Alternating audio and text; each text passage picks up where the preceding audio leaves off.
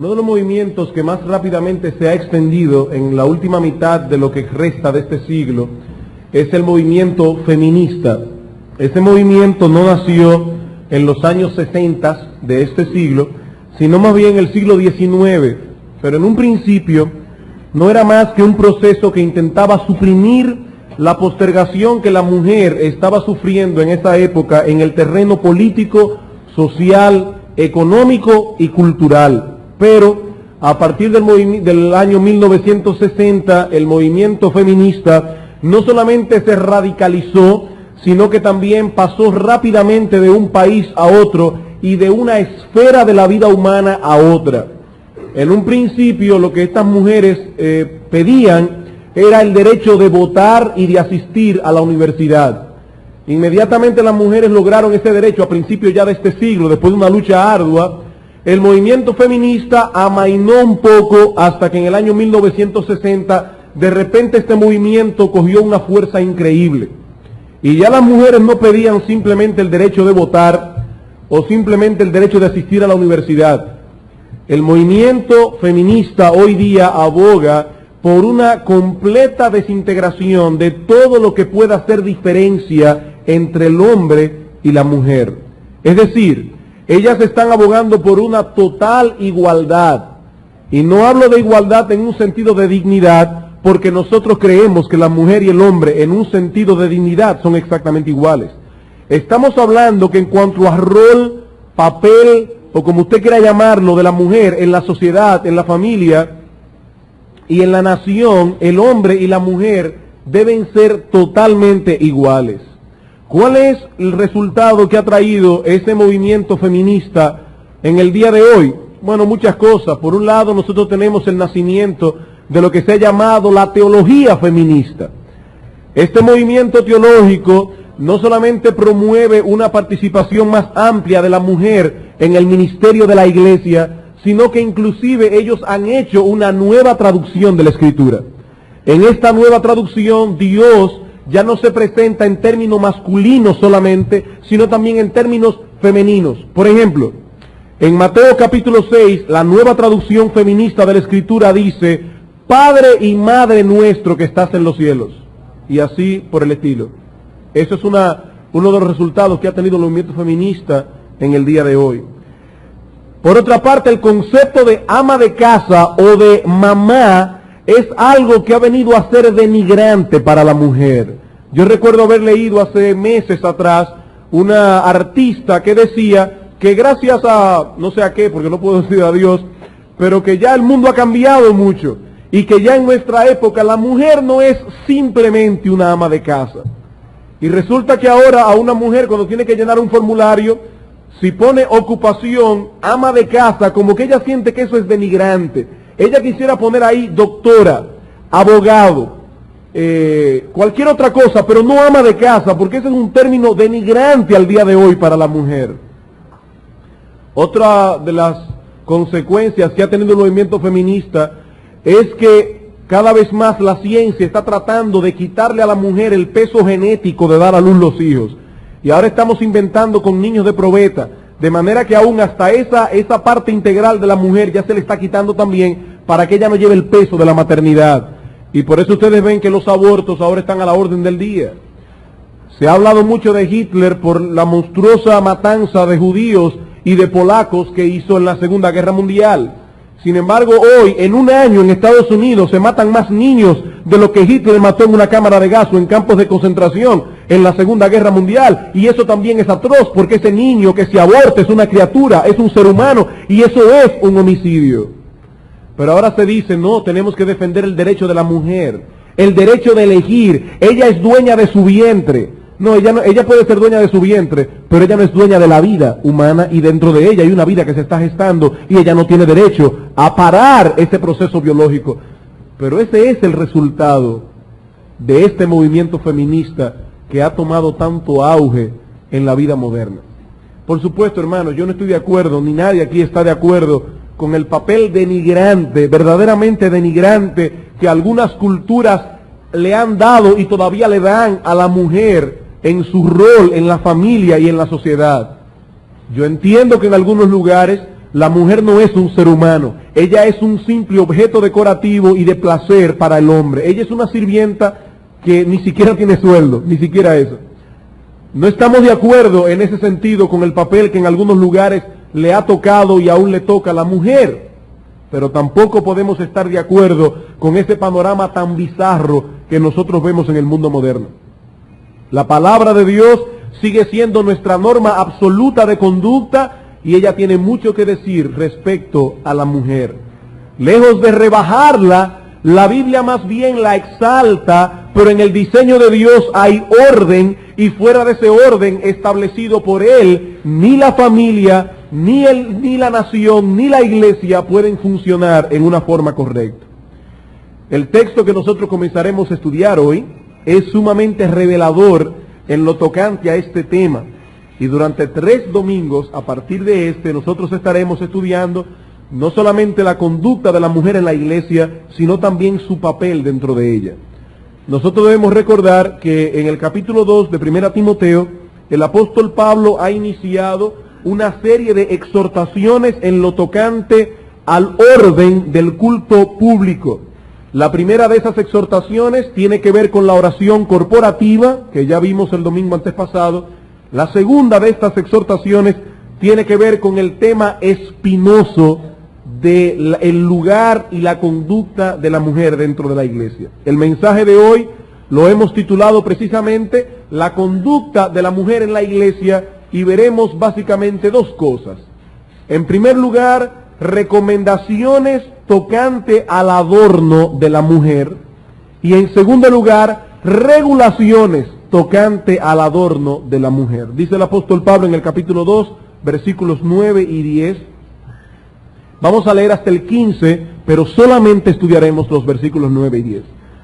Asimismo, que las mujeres se atavíen de ropa decorosa, con pudor y modestia, no con peinado ostentoso, ni oro, ni perla, ni vestidos costosos, sino con buenas obras, como corresponde a mujeres que profesan piedad.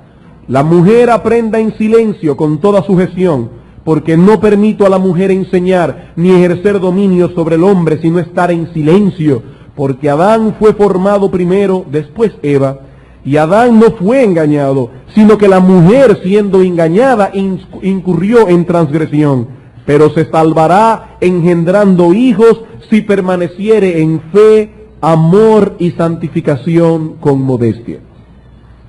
La conducta de la mujer en la iglesia. Vamos a empezar en primer lugar viendo algunas recomendaciones tocante al adorno de la mujer. Sin embargo, debo aclarar algo. Al hablar de recomendaciones, algunas personas pueden pensar que tales principios no poseen el peso de un mandamiento, sino que más bien es un consejo opcional que haríamos bien en seguir, pero que no estamos obligados a seguirlo. Sin embargo, el texto no da lugar a tal interpretación. El apóstol Pablo comienza su exhortación en el versículo 9 con la palabra asimismo. Y esa palabra de inmediato nos conecta la idea del versículo 9 con la del versículo anterior, que es el versículo 8, donde el apóstol Pablo ha dicho: quiero pues que los hombres, varones, oren en todo lugar, levantando manos santas, sin ira ni contienda, y asimismo quiero que las mujeres se atavíen de ropa decorosa. Ahora, ¿qué significa esa palabra quiero que usa el apóstol Pablo aquí? Esa palabra no significa simplemente un deseo. No es que él dice, a mí me gustaría que las mujeres... No, eso no es lo que él está diciendo. La palabra quiero, en el texto griego, como bien señala el comentarista Ferman, expresa el deseo activo de uno que, teniendo derecho a hablar en el nombre de Cristo, al expresar un deseo puede ser tomado como si en realidad estuviera dando un mandamiento. De hecho, eso no pasa solamente en griego, eso pasa en español. No es lo mismo decir yo deseo comer un helado que decirle, por ejemplo, a mis hijos, cuando yo vuelva quiero que la habitación esté en orden. ¿Verdad que no es lo mismo? No, no es lo mismo. Y en griego hay 2 palabras distintas para expresar cada una de estas ideas. Y la que usa el apóstol Pablo en el versículo 8 es una palabra de mandamiento.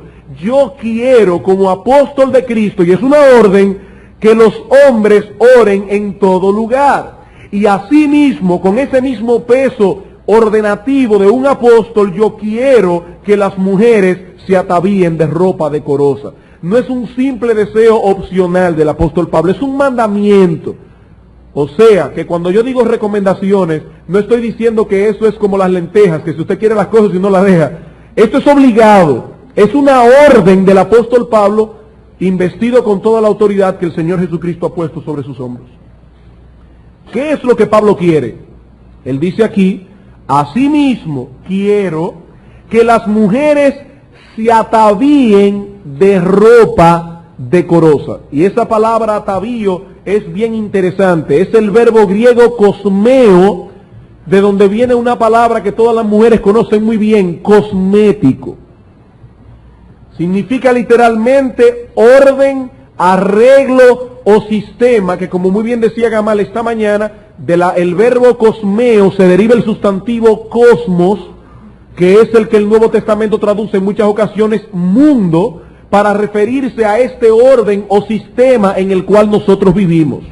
Dice Pablo, yo quiero que la mujer se atavíe, o más literalmente se arregle, se adorne, que ella se ponga en orden. Eso es lo que significa la palabra atavío en el idioma original. De hecho, lo contrario a la palabra cosmos es la palabra griega caos. Y usted sabe muy bien lo que significa un caos.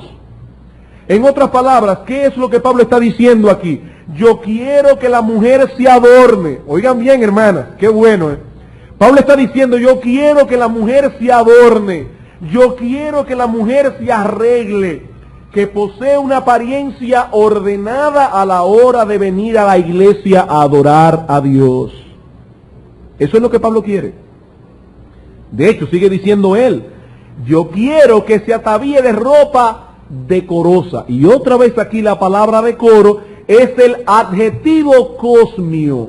O sea que también se deriva del verbo cosmeo, también significa adorno. Cuando la palabra o el adjetivo cosmio cualifica a una persona o a un carácter, significa decoroso, como es el caso de 1 Timoteo 3:2, donde dice es necesario que el obispo sea irreprensible, marido de una sola mujer, sobrio, prudente, decoroso. La palabra decoroso en griego es la misma palabra decoroso que aparece en el versículo 9. Sin embargo, cuando ese adjetivo se usa para cualificar una cosa, en este caso un vestido, significa también adorno u orden o arreglo. Entonces, ¿qué es lo que Pablo está diciendo aquí, hermanas? Él está diciendo, a la hora de venir al culto, porque recuerden que ese es el contexto de la exhortación, yo quiero que la mujer se adorne con una ropa adornada. Yo quiero que ella se arregle. Yo no quiero que la mujer venga al culto vuelta a un caos, porque eso no glorifica a Dios en ningún sentido. Cuando venimos a la iglesia, nosotros venimos a adorar a un Dios de orden. Y por lo tanto, nuestra apariencia externa debe estar en orden, porque es la única forma en que nosotros podemos, en una forma correcta, adorar a Dios. Ahora bien, Pablo no se limita a dar recomendaciones tocante al adorno de la mujer, porque la naturaleza del tema necesariamente obligaba a que él fuera un poco más allá. Él tenía que dar también regulaciones. Él conocía muy bien la naturaleza femenina. Si el apóstol Pablo hubiera dicho solamente eso, hubiera sido un verdadero problema con las hermanas de la iglesia. Por eso Pablo no solamente recomienda que la mujer se adorne, que la mujer se arregle, que ella tome tiempo delante de un espejo para ver si ella está en orden a la hora de venir al culto, sino que también Pablo da regulaciones tocante al adorno de la mujer, que es el segundo punto del mensaje de hoy. Pablo dice, quiero que las mujeres se adornen de ropa adornada, pero que lo hagan con pudor y modestia, no con peinados ostentosos, ni oro, ni perlas, ni vestidos costosos, sino con buenas obras, como corresponde a mujeres que profesan piedad. Cuando nosotros leemos este pasaje a la luz del contexto, no podemos dejar de ver que en la iglesia de Éfeso había problemas con las mujeres. Había problemas con las mujeres. No solamente con el arreglo personal de estas a la hora de venir al culto, y no porque estaban viniendo desaliñadas, no por eso, sino por lo otro, como veremos en un momento. No solamente había problemas con el arreglo personal de las mujeres a la hora de venir al culto, sino que también había problemas en lo tocante al lugar que se supone que la mujer debe ocupar en el liderato de la iglesia. Había problemas en Éfeso. Por eso Pablo tiene que decir en el versículo 11, la mujer aprende en silencio, porque yo no permito a la mujer enseñar. Aparentemente, como los falsos maestros, como veíamos unos domingos atrás, estaban poniendo restricciones muy fuertes a la mujer. Y veíamos que los judíos prácticamente tenían a la mujer como un ser de segunda categoría, hasta tal punto que todavía hoy entre los árabes algunas veces se le da la bendición a mujeres embarazadas. Jehová te guarde, Alá te bendiga, y ojalá que te dé hijos y no hijas, porque para los árabes una mujer como que no cuenta mucho. Parece que había un movimiento feminista en Éfeso, que estaba tratando de eliminar esa diferencia tan fuerte que los judaizantes estaban haciendo, pero se estaban yendo a un extremo. Es decir, estas hermanas de Éfeso no querían seguir siendo postergadas, y es muy posible que estaban tomando un rol que no les correspondía. Noten que en el capítulo 3, en el versículo 11, otra vez el apóstol Pablo tiene que hablar de la conducta de la mujer. Las mujeres asimismo sean honestas, no calumniadoras, sino sobrias, fieles en todo. Y en el capítulo 5, a partir del versículo 4, el apóstol Pablo utiliza toda una sección para hablar de las viudas, tanto de las jóvenes como de las viudas mayores. O sea que indiscutiblemente, en una carta de 6 capítulos, Pablo le dedica bastante tiempo al asunto de la mujer. Parece que había problemas en Éfeso con las mujeres. En la época del apóstol Pablo, y sobre todo en ciudades grandes, como es el caso de Éfeso, la tendencia femenina a los adornos extravagantes y sensuales era muy fuerte, igual que al día de hoy. Era necesario que el apóstol Pablo pusiera en alerta a las hermanas al respecto, ya que seguramente ese espíritu mundano estaba penetrando dentro de la vida de la iglesia. Las mujeres deben arreglarse. Las mujeres deben vestirse con buen gusto a la hora de venir al culto de adoración, pero al hacerlo deben tomar en cuenta 3 regulaciones. Deben arreglarse, hermanas. Deben adornarse. Deben poner su cuerpo en orden a la hora de venir al culto a adorar, pero deben tomar en cuenta 3 regulaciones. En primer lugar, deben hacerlo con una actitud interna apropiada. Deben hacerlo con una actitud interna apropiada. ¿Qué nos dice Pablo aquí? Que la mujer se adorne, pero que lo haga con pudor y modestia. La palabra pudor significa literalmente sentido de vergüenza. Es decir, la mujer al vestirse para venir a la iglesia debe hacerlo con un sentido de vergüenza. ¿Y qué es lo que debe darle vergüenza? ¿Debe avergonzarse acaso del hecho de ser mujer? No, de ninguna manera, Dios te hizo así. ¿Debes avergonzarte acaso si eres bonita de tu hermosura? Por supuesto que no, porque tu hermosura es parte de lo que Dios ha planificado para ti como ser humano. Así que no debes avergonzarte de eso.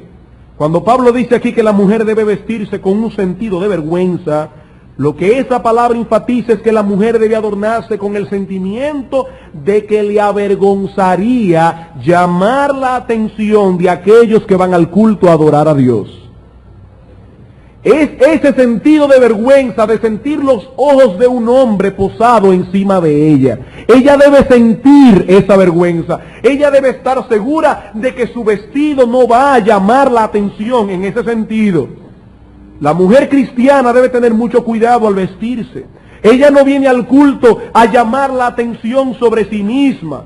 Si asiste a la iglesia muy desaliñada, seguramente que va a llamar la atención. Pero si asiste a la iglesia con un vestido muy llamativo, con un vestido muy extravagante, o muy sensual, o muy costoso, también va a llamar la atención. Y eso es lo que Pablo está diciendo. La mujer debe vestirse con un sentido de vergüenza. Ella viene al culto a adorar a Dios. Ella no viene al culto a llamar la atención sobre sí misma. Yo creo que resultaría muy útil que todas las hermanas de la iglesia pusieran este texto encima de su tocador, para que recuerden claramente cuando se están vistiendo a qué ellas vienen al culto de adoración. ¿A qué ellas vienen al culto de adoración? No venimos aquí a exhibirnos. No venimos aquí a hacer un espectáculo. No venimos aquí a llamar la atención sobre nosotros mismos. Nosotros venimos aquí a adorar a Dios. Y eso quiere decir que una mujer cristiana, casada o soltera, no le es lícito vestirse con la finalidad de llamar la atención sobre su persona. Ya yo imagino a las hermanas solteras diciendo, pero imagínate, yo estoy sola. Y si yo llamando la atención todavía no me hacen caso. Hermana, yo creo que es lícito que una muchacha soltera desee casarse. Es lícito que una hermana soltera le ore a Dios para que le provea un compañero, pero déjame decirte algo. El culto de adoración no es el lugar para buscar compañero. El culto de adoración no es el lugar de aparejamiento. El culto de adoración es el culto de adoración. Nosotros venimos aquí a darle la gloria a Dios, no a llamar la atención sobre nosotros mismos. Tampoco le es lícito a una mujer cristiana vestirse con sentido de competencia. Hermanas, no me miren mal por esto que voy a decir, pero yo tengo la firme convicción de que muchas, no todas porque no se debe generalizar, pero muchas mujeres ponen mucho énfasis en el vestido, en el arreglo personal, no para llamar la atención, o no porque le preocupe tanto la opinión de su esposo, o la opinión de su novio, o la opinión del hermano que le agrada, sino porque a las mujeres le preocupa mucho la opinión de las otras mujeres. A las mujeres les preocupa fuertemente la opinión de las otras mujeres. Y lo que estamos diciendo aquí es que una mujer no se puede vestir con un sentido de competencia. Ella debe vestirse con un sentido de vergüenza. Es lo que Pablo está diciendo. A ella le avergonzaría que un hermano o una hermana se distraiga del culto de adoración, se distraiga de la razón primordial por la cual ha venido a la iglesia por causa de su arreglo personal, por causa de su vestido. Como bien señala Juan Calvino, la mujer de Dios pasa desapercibida. En su vida se destaca tanto la persona de Cristo que ella misma desaparece. Ella misma desaparece. Eso es lo que Pablo está diciendo cuando habla de pudor. Y por otra parte, la mujer debe vestirse con pudor y también con modestia. Y esta palabra es bien interesante. La palabra modestia posee varias connotaciones. Podríamos traducirlo sentido común. La mujer debe vestirse con sentido común, que por cierto es el menos común de todos los sentidos. O podríamos traducirlo pureza mental. Ella no se viste para atraer sensualmente. De hecho, la palabra literalmente significa una mente sana. Ahora, esta palabra más exactamente, aún en el griego clásico, la connotación que tiene es de autocontrol. Autocontrol. Ella debe vestirse con un sentido de vergüenza y también debe hacerlo con autocontrol. Es decir, la idea que tenemos aquí es la de una mujer que a la hora de arreglarse tiene un perfecto control sobre sus pasiones pecaminosas que la mueven a querer llamar la atención o a ser sensual. Hermanas, otra vez no se me pongan bravas, pero el diablo, que conoce muy bien la naturaleza humana, tentó a Eva precisamente por ahí. Le dijo, si comes de ese árbol serás igual a Dios. Y todas ustedes, como buenas hijas de Eva, les fascina ser endiosadas. La mujer tiene esa tendencia a la cual debe amarrar, debe sujetar. Ella debe tener autocontrol. Y Pablo está diciendo, te tienes que arreglar con ese autocontrol. Nos indica que la mujer cristiana debe tener buen juicio para saber lo que se debe o no se debe poner. Y hermanas, ese autocontrol no comienza el domingo en la mañana cuando estamos delante del espejo vistiéndonos para venir al culto. No. Ese autocontrol comienza desde que vamos a las tiendas. Ese sujetar la carne comienza cuando vamos a elegir un vestido y no permitimos que sea la carne la que decida cuál es el vestido que vamos a comprar. No lo permitimos. No permitimos que sea la carne la que decida cuál es el adorno que vamos a comprar, y añado, ni tampoco la cantidad de adornos. la cantidad de adornos. Porque muchas mujeres, no todas, pero muchas mujeres abren su closet, tienen de todos los colores un par de zapatos y le dicen, mi amor, no tengo zapatos. Y cuando van a las tiendas se vuelven locas comprando cosas, ya tienen un paquetón de cintillos, un paquetón de aretes, un paquetón de todos, pero ellas siguen comprando porque no tienen control. Y la Biblia dice que las mujeres deben tener autocontrol, no vistiéndose, sino a la hora de comprar. Esa es una parte del fruto del Espíritu: amor, gozo, paz, paciencia, benignidad, bondad, mansedumbre, templanza. Y la palabra templanza significa autocontrol. Tú debes tener autocontrol a la hora de ir a la tienda, a la hora de arreglarte. Si tienes ya de todos los colores de los pares de zapatos, aunque tengas el dinero, no compres más, que eso le hace daño a tu vida espiritual, eso le hace daño a tu piedad. Le estás dando ocasión a tu carne, aunque tengas el dinero para hacerlo. Esto no es un problema económico, es un problema de ejercicio de autocontrol. De autocontrol. Y Pablo está diciendo que las mujeres, cuando se adornen, cuando se arreglen, que lo hagan con autocontrol. Muchas iglesias se pasan la vida regulando en la vida de los miembros acerca de la ropa que ellos deben o no deben usar. Las mujeres no pueden ponerse pantalones, las mujeres no pueden rizarse el pelo, las mujeres no pueden hacerse rolo los domingos, como yo tuve en una iglesia una vez. Sin embargo, el apóstol Pablo se ha ido a un camino más seguro. El apóstol Pablo nos está diciendo, cuida tu corazón, cuida tu actitud interna, que si limpias lo de dentro del vaso, lo de afuera también estará limpio. El apóstol Pablo hubiera podido usar toda su autoridad apostólica y decir, prohíbo a la mujer usar esto o aquello. Pero el apóstol Pablo no hizo eso. Pablo no hizo eso. Eso exactamente es lo que hacían los fariseos. Ellos ponían carga sobre la gente que Dios mismo no ponía. El apóstol Pablo va más bien al corazón. Te lleva a cuestionar tu interior. Hermana, ¿cuál es realmente tu motivación al arreglarte para venir al culto de adoración? Eso es lo que Pablo está diciendo. En nuestra época prácticamente se le rinde un culto a la belleza. Se le rinde culto a la belleza. Una prueba de ello es la proliferación de los gimnasios. Claro, yo no estoy en contra de los gimnasios. Yo creo que son saludables, inclusive en algunos casos. Yo no estoy en contra de los gimnasios. Lo que estoy diciendo es que la proliferación de los gimnasios nos da una idea de la preocupación que la gente tiene por su cuerpo físico al día de hoy. No todas las personas que van a un gimnasio van porque adoran su belleza. Y yo sé de muchas buenas hermanas que van al gimnasio y no estoy criticando eso. Pero ustedes saben muy bien que mucha gente va al gimnasio porque tienen una obsesión con su figura física, y eso sí es verdad. Porque eso es parte del culto a la belleza que se le rinde en nuestra época. O las competencias. ¿Ustedes quieren una cosa más extraña que un concurso de belleza? Hermanos, eso es extraño a una mentalidad sana. ¿Cómo una mujer se va a poner a exhibir su cuerpo en una pasarela para que una persona comience a decir, le doy 10, yo le doy 5, yo le doy 9? Eso es parte del culto que se les rinde a la belleza en nuestra época. Y lo que es peor de todo son los comentarios que se hacen, penosamente aún entre cristianos, cuando se comenta de una persona por su físico. Cuando se comenta, qué cruel es cuando se comenta a una persona por su físico.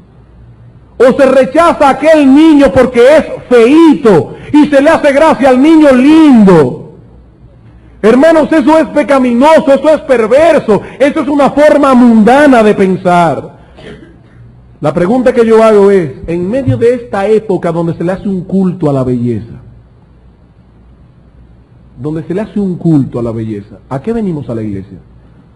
¿A darle un culto a la belleza o a darle la gloria a Dios? Pablo está diciendo aquí, yo quiero que las mujeres se arreglen cuando vayan al culto, pero yo quiero que lo hagan con un sentido de vergüenza. Ellas no quieren llamar la atención sobre sí mismas, y que lo hagan con modestia, con autocontrol, que puedan poner en sujeción sus pasiones carnales. En otras palabras, para venir al culto la primera restricción es que debemos arreglarnos, pero con una actitud interna apropiada. En segundo lugar, segunda restricción, esa actitud interna debe reflejarse en tu apariencia externa. Porque hay alguna hermana que puede decir, en mi corazón yo soy humilde, yo estoy sin maquillaje en mi corazón, el vestido que yo tengo puesto en el corazón es barato. Pero Pablo dice, sí, es en el corazón, pero el corazón va a manifestarse externamente. Por eso dice él, no con peinado ostentoso, ni oro, ni perlas, ni vestidos costosos. Este texto ha sido motivo de mucha discusión y de muchas malas interpretaciones dentro del pueblo evangélico. De acuerdo con algunos, aquí hay una prohibición tajante del apóstol Pablo a la mujer cristiana, en el sentido de que ésta no debe usar adornos de oro, ni de perlas, ni tampoco debe hacerse peinados ostentosos, ni debe usar vestidos costosos. Tajantemente. O sea, que si tú tienes, aunque sea una dormilona de oro, de acuerdo a la interpretación de estas personas, tú estás violando este texto.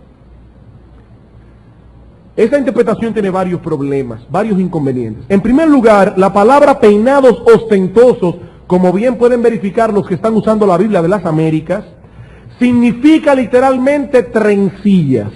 Trencillas. Es decir, que si la prohibición nosotros la tomamos literalmente, debemos creer que el apóstol Pablo está prohibiendo que la mujer cristiana se haga trenzas, porque eso es lo que dice el texto. Y es también lo que dice en Primera de Pedro, cuando también traduce Reina Valera peinados ostentosos. Lo que Pedro está diciendo es que la mujer no se adorne con trenzas. O sea que si tomamos esto literalmente, hermana, ni a tu niña le puedes hacer trenzas. Está prohibido. En segundo lugar, otro problema. ¿Hacia dónde alcanza la prohibición de usar oro? Porque si nosotros tomamos el texto tajantemente, aquí no hay lugar para ninguna excepción. Pablo dice que no se adorne con oro y punto. Por ejemplo, ¿sería lícito usar un anillo de oro de bodas? No sería lícito si tomamos este texto tajantemente, porque Pablo no dice aquí, excepto si es un anillo de boda. Aquí dice no oro, punto.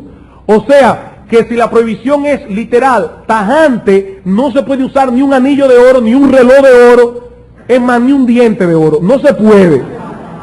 No se puede usar oro, punto. Ahora, yo tengo un problema con esto, y es que en el Salmo 45 se nos describe a una mujer que se está casando y el autor del Salmo está elogiando a esa mujer, no le está criticando.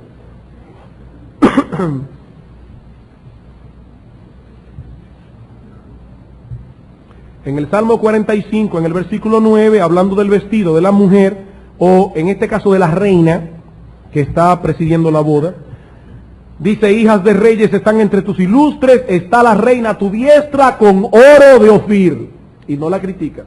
Y más adelante, en el versículo 13 dice, toda gloriosa es la hija del rey en su morada, de brocado de oro es su vestido.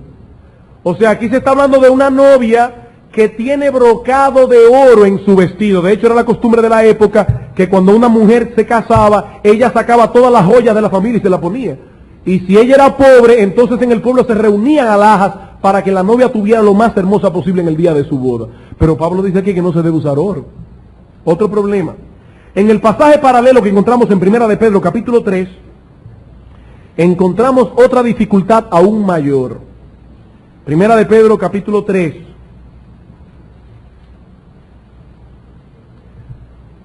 Dice en el versículo 3, que vuestro atavío, vuestro adorno no sea el externo de trenzas, como ya vimos, de adorno de oro o de vestidos lujosos. El adjetivo lujoso se lo añade Reina Valera, pero en el texto griego original, y él tiene razón para añadirlo, yo no estoy diciendo que esté mal, pero el texto griego original dice que vuestro atavío no sea el externo de peinados ostentosos, de adornos de oro o de vestidos. O sea que si la prohibición es tajante, tampoco te puedes poner vestidos. Y eso sería una locura. O sea que obviamente Pedro no puede querer decir eso. Y otro problema más. Pablo habla de vestidos costosos. Y la palabra costoso sí está en 1 Timoteo 2. La pregunta es, ¿cuál es el criterio que vamos a usar para definir cuál vestido es costoso y cuál no? Porque resulta que hay hermanas que por su condición económica le es costoso un vestido de 500 pesos. Hay otras que por su condición económica le es costoso un vestido de 200. Y hay otras a quienes le es oneroso comprarse un vestido de 100. Entonces, ¿bajo qué criterio vamos a evaluar cuál es el vestido costoso? Entonces hay problema de tomar este texto así como algunas personas lo han tomado. Deben estar algunas hermanas diciendo, wow, qué bueno que ese tiene otra interpretación. Pero hermanas, ahí dice todavía lo que dice. Y para entender este pasaje correctamente debemos trasladarnos al tiempo de Pablo para comprender lo que estaba sucediendo allí y aplicar a nuestra época de hoy. En la época del apóstol, las mujeres ricas acostumbraban a poner mucha atención al arreglo del pelo y no se escatimaba dinero en ese sentido. Ellas se hacían unas trenzas, porque era la mejor forma de lograr lo que ellas querían, unas trenzas con unos moños bien altos, y esas trenzas eran sostenidas con peines de carey envuelto en oro, en plata y perlas, o también con alfileres de marfil o de bronce también enjollados. De acuerdo a algunos historiadores de la época, el cabello de esta mujer brillaba a la luz del sol, estaba lleno de joyas por todos lados. Eran verdaderas extravagancias, muy costosas por cierto. Se dice, por ejemplo, que Lolia Paulina, la esposa de Calígula, en una ocasión, en una de las fiestas de Roma, exhibió un peinado que, de acuerdo a un historiador de la época, y calculando el precio de aquella época al día de hoy, ese peinado costaba más de $1 millón. Más de $1 millón. Estas extravagancias parece que estaban penetrando dentro del espíritu de las iglesias, la cual no solamente estaba compuesta por hermanas ricas, sino que también, en su mayoría, eran hermanas pobres. Por ejemplo, un vestido costoso en la época de Pablo costaba 7,000 denarios. Un denario era lo que un hombre ganaba por un día, un jornalero ganaba en un día, un denario. Una hermana común de la iglesia podía tener de salir un vestido, uno solo, que le costaba 500 denarios. Ese vestido probablemente fue la dote que su papá le dio cuando ella se casó. Algunas tenían hasta 2 vestidos de 500 denarios. 2 vestidos. Quizás este vestido lo había recibido como herencia de una tía que había muerto, una sobrina, una mamá o lo que sea. Y entonces esta mujer tenía en su ropero 2 vestidos de salir. Entonces imagínense el contraste que se estaba dando en la iglesia. Llegaba la hermana con su vestido de domingo, el único con el que ella venía a todos los cultos de la iglesia, porque no había dinero para comprar tantos vestidos, de salir, y entonces llegaba la hermana rica con un vestido diferente todos los domingos de 7,000 denarios. Claramente costoso, extravagante. Olvídense que eso mataba la armonía dentro del culto de la adoración. Mataba la armonía dentro del culto de la adoración. Y lo que Pablo está diciendo es un principio que todavía prevalece al día de hoy. Hermanas, es cierto que el texto no prohíbe absolutamente el uso de oro, de perlas. Lo que el texto está diciendo es que tu adorno no sea ese, o sea, que tú no estés llamando la atención por la cantidad de guindaleja que tienes puesta. Eso es lo que está diciendo Pablo. Él no está diciendo que no usen absolutamente eso, sino que ese no sea tu adorno. Que no sea por eso que tú llames la atención. Pero hermanos y hermanas, venir a la iglesia sobreadornada o usando joyas que realmente llaman la atención, no está de acuerdo con ese espíritu interno con el que se supone que una mujer debe venir al culto de adoración. Pablo está diciendo, tu apariencia externa debe mostrar claramente que tú has venido con un corazón humilde, que tú has venido con un corazón sencillo y contrito que es necesario para la adoración. Tu figura externa debe mostrar ese espíritu humilde, sencillo, contrito y humillado. Y yo estoy completamente seguro, hermanas, que tú sabes muy bien cuando tienes un adorno puesto que va a llamar la atención.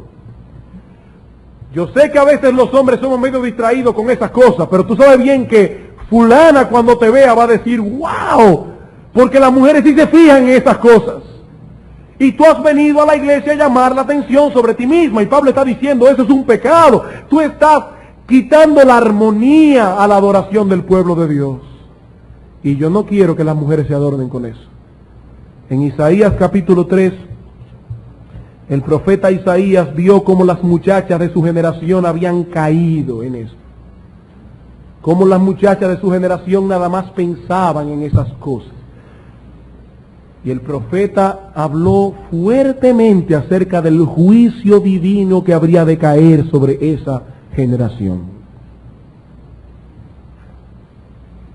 Isaías capítulo 3, versículo 16. Asimismo dice Jehová, por cuanto las hijas de Sión se ensoberbecen y andan con cuello erguido y con ojos desvergonzados, cuando andan van danzando y haciendo un son con los pies. Por tanto el Señor raerá la cabeza de las hijas de Sión, y Jehová descubrirá sus vergüenzas. Aquel día quitará el Señor el atavío del calzado, las redecillas, las lunetas, los collares, los pendientes y los brazaletes, las cofias, los atavíos de las piernas, los partidores del pelo, los pómitos de olor y los zarcillos, los anillos y los joyeles de las narices, las ropas de gala, los mantocillos, los velos, las bolsas, los espejos, el lino fino, las gasas y los tocados. Y en lugar de los perfumes aromáticos vendrá hediondez, y cuerda en lugar de cinturón, y cabeza rapada en lugar de compostura del cabello, en lugar de ropa de gala, ceñimiento de cilicio, y quemadura en vez de hermosura. Y hermanas, vuelvo y repito, yo sé y confío que todas ustedes cuando van a una tienda y ven un vestido, saben claramente que este vestido es extravagante, saben que es un vestido costoso, saben que es un vestido que va a llamar la atención, y tú sabes que es un vestido que una cristiana no se debe poner. Que una cristiana no se debe poner. Yo le decía a unas hermanas en la iglesia hace un tiempo, que yo creo que una cristiana cuando se viste debe mirarse de frente, de espalda, agachándose, de todas formas. Es que ella tiene que tener cuidado de no desviar la atención de ningún hermano en el culto de adoración. Y su apariencia externa debe estar de acuerdo con esta disposición interna de humillación, de contrición, de humildad, de sencillez que debe tener toda mujer cristiana. Que la mujer se arregle, sí, pero que lo haga con una actitud interna correcta, y que su adorno externo cuadre perfectamente con su interior. Y en tercer lugar, el apóstol Pablo da en el clavo, en el versículo 10, diciéndonos, tercera regulación, la mujer debe entender al adornarse que el verdadero adorno de la mujer es la piedad. Al adornarse, la mujer debe entender que el verdadero adorno de la mujer es la piedad. ¿Qué dice el versículo 10? Lo voy a traducir literalmente. Dice, sino como corresponde a mujeres que profesan tener temor de Dios por medio de buenas obras. Eso es lo que el apóstol Pablo dice literalmente en este texto. La palabra profesar que usa Pablo aquí significa transmitir un mensaje en voz alta, claramente. Tú estás profesando que tú eres, dice Pablo aquí, piadosa, y esa palabra es una palabra griega compuesta que significa temor de Dios. Cuando tú dices que eres cristiana, tú estás profesando con tu boca que tú tienes temor de Dios. Y hermanas, ¿cuál es el adorno que se supone que debe tener una mujer que afirma ser temerosa de Dios? Si es temerosa de Dios, ella vive preocupada por lo que Dios piensa de ella, ¿verdad que sí? Si es temerosa de Dios, ella vive preocupada como Dios la ve. Si es temerosa de Dios, ella no viene al culto para que fulana vea el vestido que yo me he puesto. Ella no viene al culto para ver si fulano algún día me hace caso. Ella viene al culto para ver cómo Dios la ve. Ella es temerosa de Dios. Y hermanas, ¿saben cómo es que Dios ve? En 1 Samuel capítulo 16, cuando Dios envió a Samuel a ungir al hijo de Isaí, y David vio, a Samuel envió a ese gigante que era el primer hijo de Elí. Dijo: delante de Jehová estás ungido. ¿Y qué le dijo Dios? No lo unjas, yo lo desecho, porque Jehová no mira lo que mira el hombre, pues el hombre mira lo que está delante de sus ojos, pero Jehová mira el corazón. Y si tú eres temerosa de Dios, tienen que entender que tu verdadero adorno está en el corazón, en la piedad. En la piedad. Ese es el verdadero adorno de la creyente, en el corazón. Esa es la misma idea que aparece en 1 Timoteo capítulo 3. 1 de Pedro, perdón, capítulo 3. Y es interesante, hermanos, porque el texto de 1 de Pedro no se circunscribe al culto de adoración.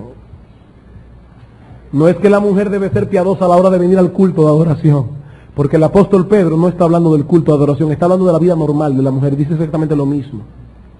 Dice el apóstol aquí: asimismo vosotras mujeres, estad sujetas a vuestros maridos, para que también los que no creen a la palabra sean ganados sin palabra por la conducta de sus esposas, considerando vuestra conducta casta y respetuosa. Vuestro adorno no sea el externo. Él no está diciendo que no te adornes, lo que está diciendo que ese no sea tu adorno. Hermana, déjenme hacer una pregunta: ¿qué es un adorno? Un adorno es una cosa que usted se pone para verse más hermosa, ¿no es así? Pues el apóstol Pedro está diciendo: tu adorno no puede consistir en el adorno externo de peinados ostentosos, de adornos de oro, de vestidos lujosos, sino el interno, el del corazón, en el incorruptible ornato de un espíritu afable y apacible, que es de grande estima delante de Dios. Si tú eres temerosa de Dios, se supone que tú quieres agradar a Dios, tú quieres que Dios te vea hermosa. Tú quieres que Dios te vea hermosa. Y óyeme bien, Dios no te ve hermosa cuando te viste de estopilla. Dios no te ve hermosa cuando te pones un vestido de lino. Dios te ve hermosa cuando ve en ti a una mujer sujeta a su marido, con un espíritu afable y apacible. Y ese es el adorno que Dios pretende que una mujer cristiana tenga.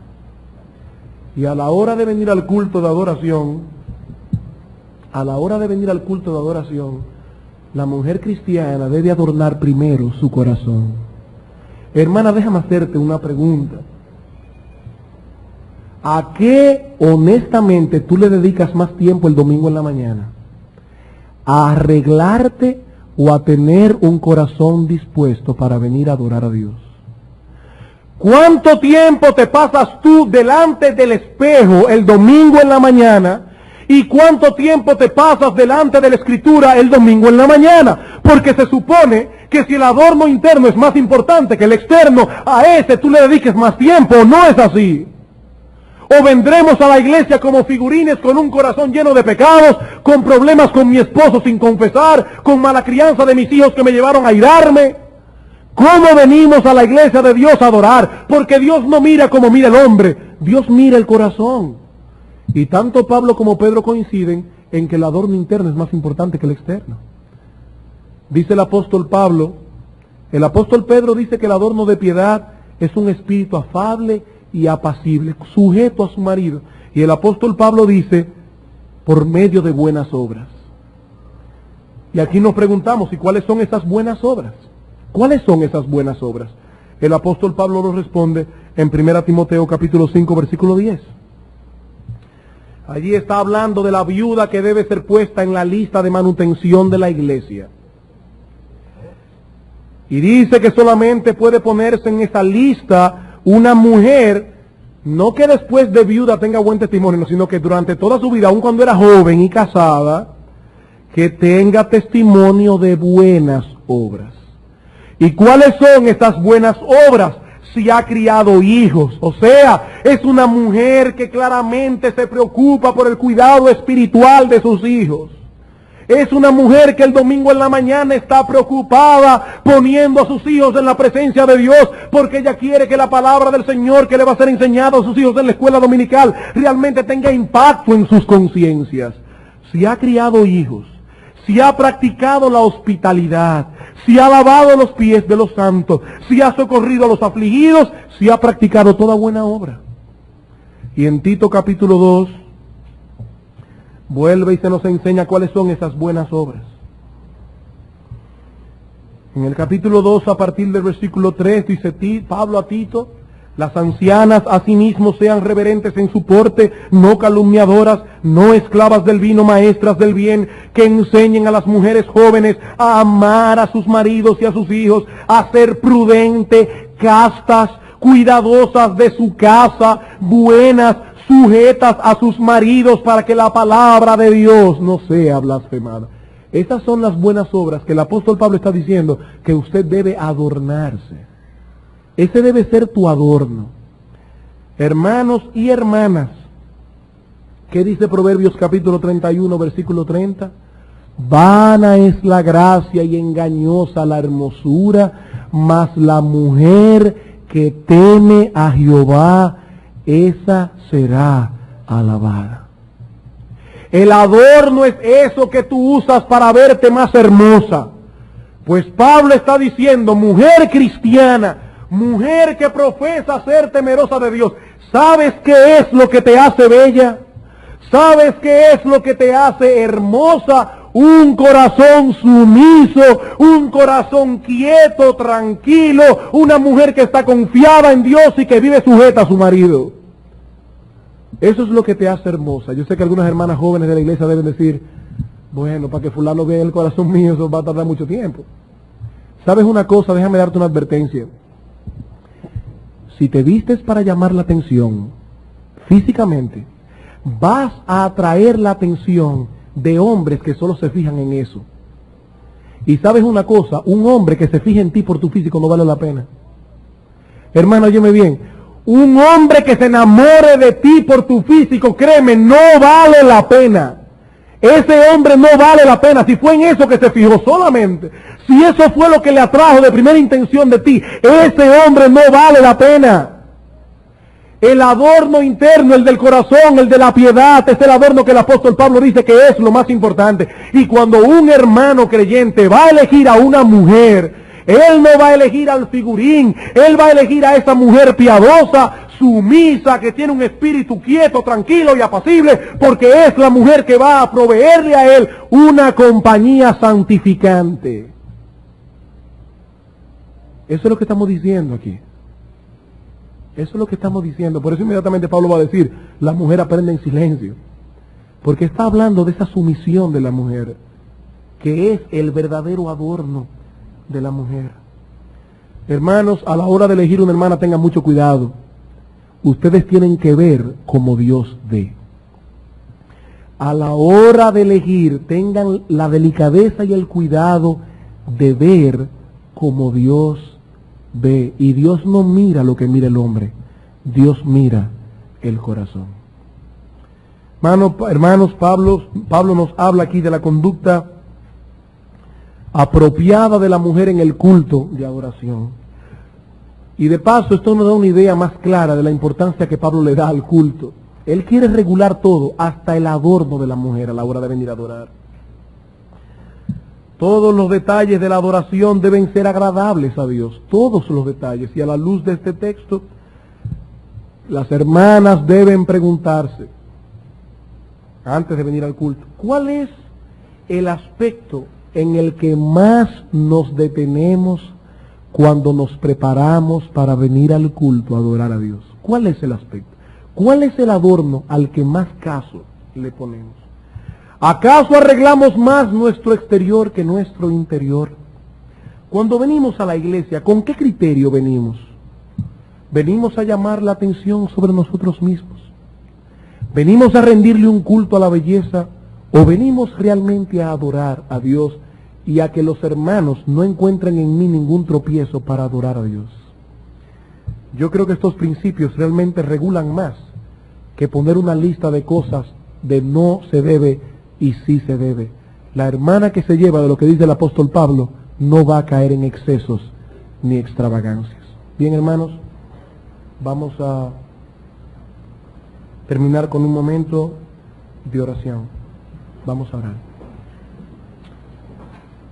Amante Padre que estás en los cielos, te damos las gracias, oh Señor Dios Todopoderoso, por tu amor, por tu misericordia, porque tú nos das principios claros, precisos, con respecto a todo lo que tiene que ver con la vida de la iglesia, y en este caso con respecto al adorno externo e interno de la mujer. Bendice a las hermanas, oh Señor, dale sentido común para que cada domingo en la mañana y en la noche nosotros podamos venir aquí en una forma apropiada a adorarte a ti. Bendícenos, oh Señor, te lo pedimos en el nombre de Jesús. Amén.